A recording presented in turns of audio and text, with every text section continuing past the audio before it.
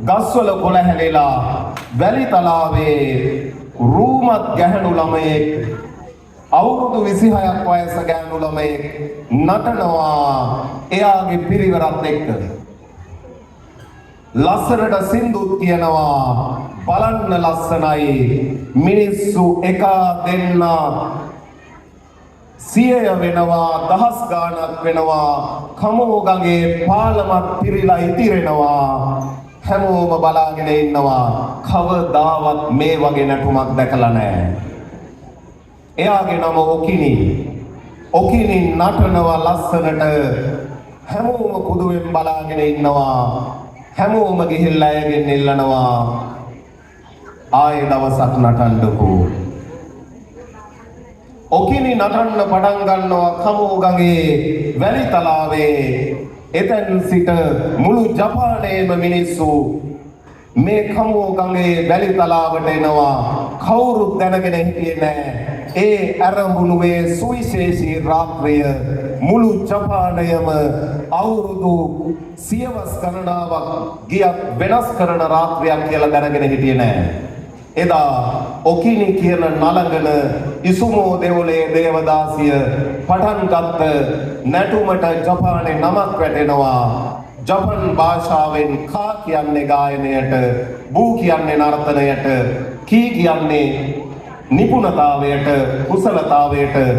එදා හැන්දෑවේ ජපානයේ ඒ ඉවුරෙන් පටන් ගත්ත නර්තනය තමයි අද ජපානයේ සකුරා වලටත් වඩා ජපානයේ මිනිස්සු ආදරය කරන කබුකි නර්තනය.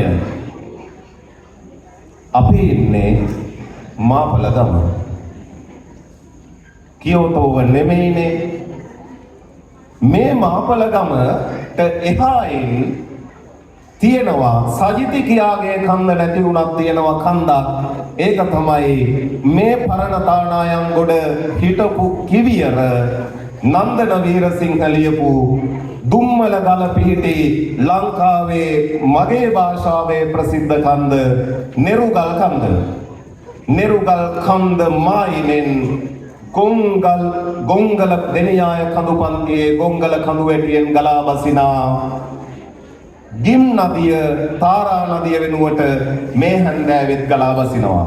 ඔබ මා ඉන්නේ ඉසුමෝ දෙවොලේ දෙවොල අසබඩ කමෝගගේ උරක නොවුණත් අපි ඉන්නේ ලංකාවේ දෙවියෙක් වන් මිනිසෙකු යතිවරයෙකු වෙනුවෙන් නම් කළ ගිංගම් ඉවුරේ තියෙන ගිංගම් මිටියාවතේ තියෙන ගිංගඟ පේනමානේ තියෙන මාපලගම විපුලසාර සංස්කෘතික මධ්‍යස්ථානය.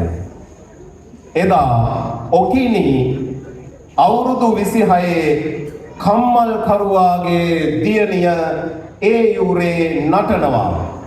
අද පරණ තානායන්ගොඩ මාපලගම වඩු මහත්තයේගේ සහ මොන්ටිසෝරි ගුරුතුමියකගේ දියණියක් ඔකිනි වෙනුවට මල්ෂා නටනවා. දෙන්නගේම වයස 26යි. දෙන්නගේම වයස 26යි. එදා චෙරි ගස් අතරින් සකුරා ගස් අතරින් ගලා බැසි නදිය වෙනුවට ගිම් නදියගත් මහපලගම මහපල හෙවත් පොල් ගස් අතරින් ගලා බහිනවා. ඔබ නොදැන සිටියාට මේ මල්ෂා මේ රාත්‍රියේ අත තබන්නේ මා විශ්වාස කරනවා මේ ප්‍රදේශයේ සම්ප්‍රදාය වෙනස් කරවන මේ ප්‍රදේශයට අනාගතයේ කතා කරන්නට යමක් රටට ඉතුරු කරවන නර්තනය කෙරෙහි ආදරයෙන් කරනු ලබන ඒ පළමු පියවරම එදා ජපානයේ කබුකි නර්තනය පටන් ගත්තේ යම්සේද මෙයත් ඓතිහාසික කටයුත්තක් වේවා කියලා ප්‍රාර්ථනා කරනවා.